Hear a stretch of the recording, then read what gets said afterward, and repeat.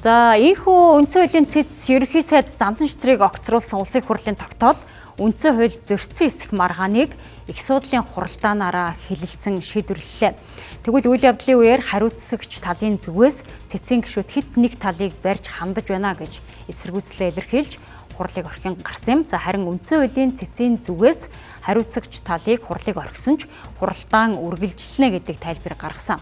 За нэг ёсондоо цэц ямар ч шийдвэр гаргасан бай энэхүү маргаан цаашид үргэлжлэх төлөвтэй байна. Энэ сэдвэр мэдээллийг сэтгүүлч Төвшин Толгод дэлгэрүүлнэ. За студид сэтгүүлч Төвшин Толгод мөгтөөлнөр ажиллаж байна. Тэгэхээр өнөөдөр өглөөний 9 цаг 30 минутаас эхлээд үндсэн хуулийн цэцгийн их судлалын хуралдаан ерөнхий сайд зандан шатрыг огцруулсан улсын хурлын 95 дугаар тогтоол үндсэн хууль зөрчсөн үгүй гэдэг маргааныг бол хэлцэж эхэллээ. Тэгэхээр өөрийн чинь хувьд бол өглөөнөөс хойш цэцгийн хурал дээр бол яг хөндлөнгөөс нь ажиллаад суулаа шүү дээ. Яг ямархуу нөхцөл байдал өрнө үү? За үзэгчтэй оройн төргий. За тэгэхээр үндсэн хуулийн цэцгийн их судлалын хуралдааны хувьд бол хуралд оролцогч талууд ер нь 3 субъекттэй байлаа. За нэг талаас бол маргагч тал буюу засгийн газрыг төлөөлж Монгол Улсын ерөнхий сайдын одоо итгэмжлэгдсэн төлөөлөгч тэргүүтээ 4 орчим одоо хүн энэ хуралдаанд оролцсон. За нөгөө талаас улсын хурлыг төлөөлж улсын хурлын 18 гишүүн оролцсон. За үндсэн хуулийн цэцгийн зүгээс бол улсын хурлын дэд дарга булган туяаг энэ хоёр субъектээс тусдан салгаж авч хуралдаанд оролцогчийн байр суурийг одоо хангаж оруулж байгаа маань. Яг тэгвэл улсын хурлын дэд даргын хувьд их чуулганы хуралдааныг үндсэн хууль зөрчиж явуулсан уу үгүй юу гэдэг тухайн хүний албан тушаалтай холбоотой асуудал учраас хуралд илүү даваа хэрэгтэйгэр болон ямар нэгэн байдлаар асуулт хариулт авах өгөх за түүнд хариулах ч гэдэг нь энэ одоо эрхийг нь хязгааргүйгээр олгож энэ хуралдаанд оролцсон аа. Яг тэгвэл энэ хүний албан тушаалтай холбоотой асуудал. За ингээд энэ хуралдаанд бол үндсэн хуулийн цэцгийн зүгээс гэрчээр засгийн газрыг огцруулах одоо албан бичгийг гаргасан улсын хурлын гишүүн сайн зоргийг гэрчээр оролцохыг зарлан дуудсан байт юм байна. За мөн төрийн байгуулалтын байнгын хорооны дарга санаа бодрыг бас энэ хуралд гэрчийн мэдүүлэг өгөх ийм байр сууриас оролцооч гэдэг одоо мэддэгдлийг хөргүүлж ингэж ажилласан юм байна. За харамсалтай нь яг хурал эхэлсэн энэ процесс дээр болохоор сайн зориг гишүүн болон сандаа өчр гишүүний хувьд бол энэ хуралдаанд одоо гэрчээр оролцох боломжгүй. За хэмжлэгчийн ийм байр сууриас оролцсноо гэдэг ийм одоо байр суурийг илэрхийлсэн. За гэхдээ үндсэн хуулийн цэцгийн одоо гишүүдийн зүгээс энэ хүлээж авах боломжгүй цэц ямар оролцогчийг нь гэрчээр оруулах уу, ямар оролцогчийг нь хэмжлэгч болох уу гэдгээ өөрсдөө шийдээд энэ хурлыг явуулдаг учраас за гэрчийн судалт суугаач гэдэг ийм шаардлагыг бас удаа дараа тавьсан. Улсын хурлыг төлөөлж байгаа 18 гишүүдийн хувьд итгэмжлэгдсэн төлөөлөгчөөр оролцож байгаа энэ статустай хүмүүсийн хувьд бол үндсэн хуулийн цэц хууль зөрчиж байна. За хуулийн зөрчилтөөр шуур хайлж одоо энэ их судлалын хуралдааны хийж гинэ гэдэг байсан. Асуултын зөрчилтэй гэж бодоод нэ. Удаа дараа илэрхийлсэн. За ингээ удаа дараа илэрхийлээд цаг болоод үдээс хойш одоо цайны завсарлагын дараа хурал эхэлсэн. За энэ үед одоо улсын хурлын дэд дарга булган туяаг үндсэн хууль зөрчиж улсын хурлын чуулганы хуралдааныг удирдах явуулсан уу гэдэг энэ асуудлыг одоо хэлцээ танд хэлэх одоо тайлбар байна уу гэдэг энэ асуултыг асуугаад тайлбар ш тэрээр хүсэлт хэлсэн. Яг тэгвэл өмнөх хүсэлтүүдэд дахиж давтаж хэлээд за бидний зүгээс энэ одоо үндсэн хуулийн цэцгийн их судлалын хуралдаанд оролцох боломжгүй гэдгийг илэрхийлээ хурлыг орхиж гаргасан.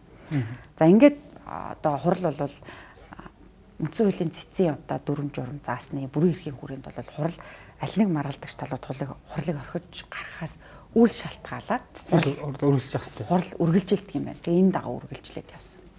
Одоо улсын хурлын дэд дарга булган туяагийн хувьд юу гэдгийг за ерөнхий сайд зандан шатрыг огцруулсан үндсэн хууль зөрчөөд огцруулсан тохиолдолд улсын хурлын дэд дарга булган туяагийн хувьд өөрөө үндсэн хууль зөрчигч нь болчихж байгаа. Энэ тохиолдолд юу гэдгийг цэцгийн шийдвэрийг үндэслээд цаашдаа улсын хурлын гишүүнээс нь эргүүлэн татах асуудал ч гэсэн хуулийн нөхцөл байдал бас үргэлжлэх юм бас нөхцөл харагдж байна шүү.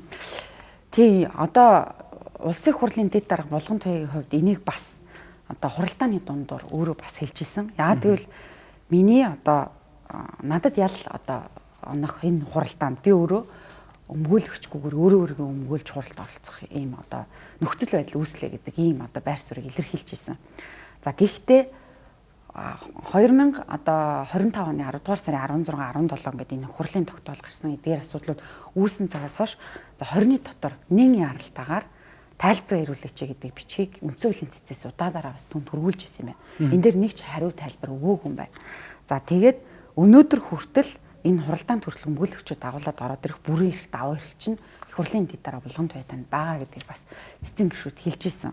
За миний зүгээс ажиглагчийн зүгээс харахад үндсэн хуулийн одоо цэцэн их судлын хуралдаан гэдэг бол онцгой тохиолдолд хуралддаг тий. Одоогийн энэ өнөөдрийн энэ хуралдааныг бол нэгэн яралтаа шийдвэрлэх шаардлагатай гэдэг энэ үндслэлээрээ цэц одоо яаралтай хурлаа таван зарласан. Үндэсний аюулгүй зөвлөлийн 2 гишүүн одоо юу гэдэг юм бэ? За хуульд бол 30 хоногийн дотор гэж заасан болохоос биш 30 хоног хүртэлх хугацаанд гэж заагаагүй учраас нэг яралтай гэж үзвэл 1 хоногийн дотор байна уу 10 хоногийн дотор байна уу хуралдааныг явуулах нь үндсэн хуулийн цэцийн бүрэн эрх байдаг гэдэг ийм тайлбар хэлж байгаа.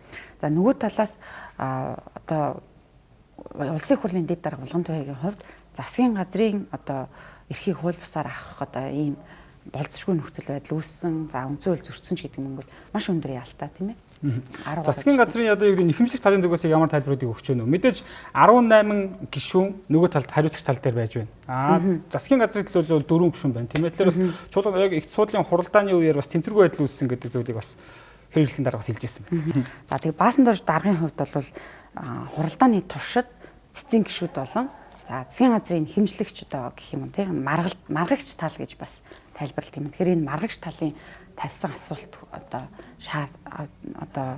фактуудад хариулах тийм ийм одоо үйл ажиллагаа хийж энэ хуралд оролцсон. За тэгээд яагаад энэ ийм одоо өндөр хуулийн заалттай үндсэн хууль зөрчсөн хэсэг асуудал ч гэдэг юм уу эргээд хуулийн хариуцлага нь өндөр тухайн хүний албан тушаалтай холбоотой ийм асуудал яагаад их хурлыг төлөөлж байгаа 18 гишүүд эрэхтэй өмгөөлөгчгүй ирсэн бол гэдэг бас зүгээр юм гайхах ч гэдэг юм уу ийм бодол бас төрж илөө. Яагаад ийм бэлтгэл хангаж чадаагүй юм бол ягаад өмгөөлөгчгүй ирсэн болоо гэдэг ийм асуулт үлдчихсэн. Тэгээд хоримсалтай энэ хэд манаас хурлыг орох. Одоо процесс цааш дээр нь яаж үргэлжлэх гэсэн төлөвтэй бол одоо мэдээж үндсэн хуулийн цэц гэдэг бол одоо хууль тогтоох дэд байгууллагын хамгийн тийм ээ дээдлийн одоо байгууллага. Үндсэн хуулийн цэцийн дээр бол хөгтөнгөр оршино гэдэг. Үндсэн хуулийн цэцийн их судлын хуралдааны шийдвэр бол гарсан өдрөөс эхлээд хэрэгжинэ гэсэн ийм заалттай.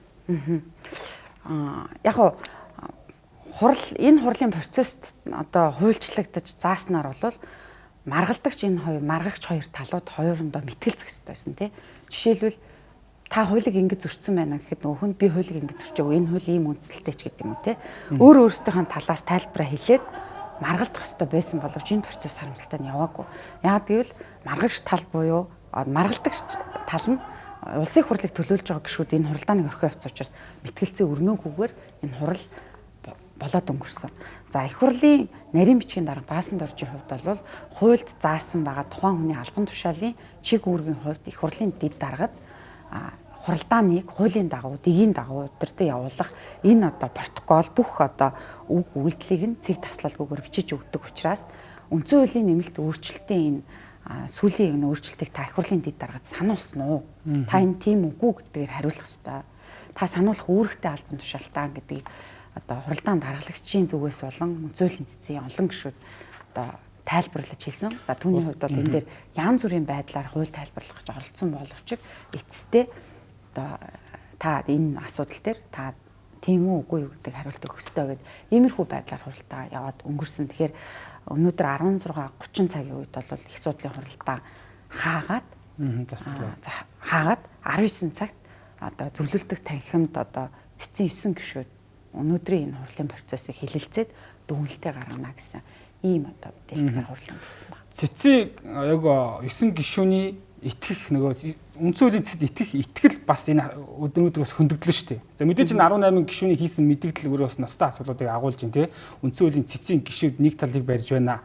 Өнөөдрийн үеийн томилсон үндэ үйлчж байна гэдэг юм уу. Иймэрхүү мэдээллийг бас хийлээ. Энэ өөрөө бас нөгөө талдаа цаашлаад олон нийтэд нөгөө шүүхэд итгэх итгэл үндсэн хуулийн бас энэ халдшгүй байдалд бас халдж байна гэдэг асуудлыг бас дагуулад байна л та. Яг хуу энэ дээр бол цэцэн гишүүд хэлж илээ. Өнөөдөр энэ хуралдааны танхимд одоо хуульд заасан хурлын процессын дагуу явхад мэтгэлцэх энэ цаг эхлэхэд та нар энийг хангалттай ярих боломжтой. Энэ үндслээ. Бид нарт ч гэдэг юм уу бусад олон нийт ч гэдэг юм уу эсвэл засгийн газрын талд ч гэдэг юм уу те. Ийм хуулийн үндслээр та нар ингэж зөрчөөд байна. Энд чинь ийм фактор одоо нотлогдож байна ч гэдэг юм уу те. Өөрсдөө хамгаалах тэр цаг эхлэх үед бүрэн боломжтой гэдэг нь бол хит удаа сануулсан. За харамсалтай нь миний одоо сууснаар бол өглөөнөөс ахуулаад улсын хурлыг төлөөлж байгаа гишүүдийн зүгээс бол нэгч энэ хууль зөрчөөгүй гэдэгтэйгээ холбоотой тайлбар хэлэхгүй байсараад хурлыг орхиж гарсан. За тэд бол үндсэн хуулийн цэцгийн одоо гишүүд хууль зөрчиж үндсэн хуулийн зөрчилдөөр их судлын хурлаа зарлаа л гэдэг асуудлыг удаа дараа тавьсан. Одоо цэцэг гişүүд эргүүлэн татах асуудлыг бас хөндлөнө гэдэг зүйлийг бас хэлээд амжиж нэлээ. Тэгэхээр үндсэн хуулийн цэцэг цэцэг гişүнийг ямар тохиолдолд эргүүлэн татах юм бэ гэдээ аваад үзэхээр ерөнхийдөө хууль зөрчсөн тий.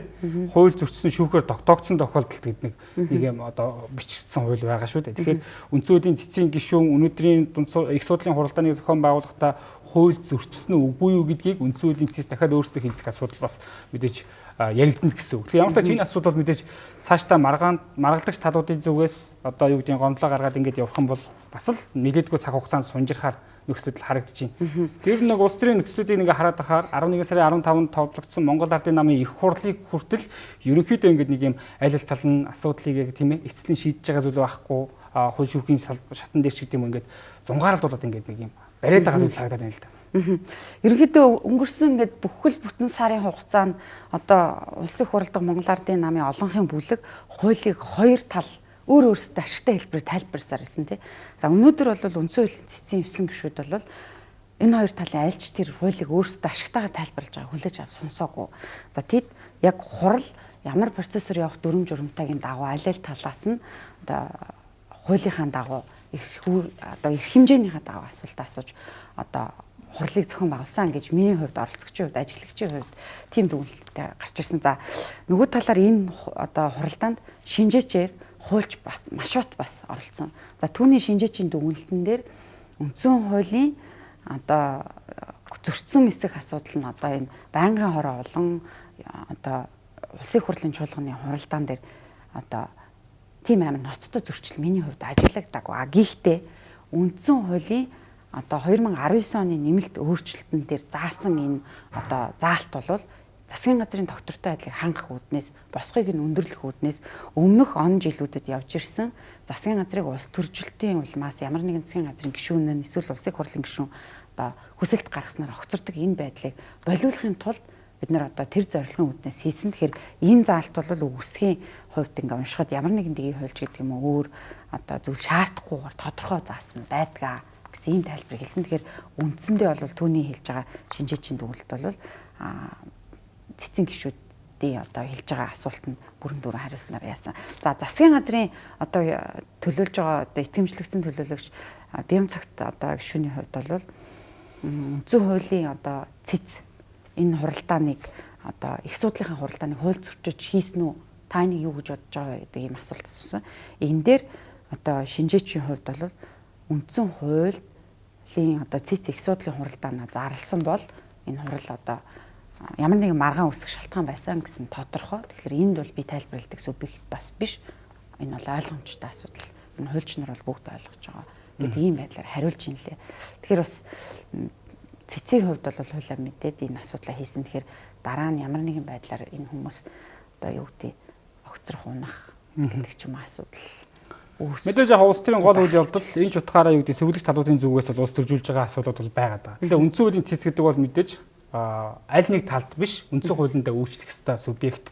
Тэгж үндсэн хуулийн цэц гаргаж байгаа шийдвэрүүд Монгол улсын эрх ашигт нийцсэн байх ёстой. За үзэгч та бүхэнд өнөөдөр үндсэн хуулийн цэцээс Монгол улсын ерөнхийдөө зандан шатрыг огцруулах хэсэг асуудал үндсэн хууль зөрчсөн гэдэг агуулгах их судлалын хуралдааны мэдээллийг хүргэлээ.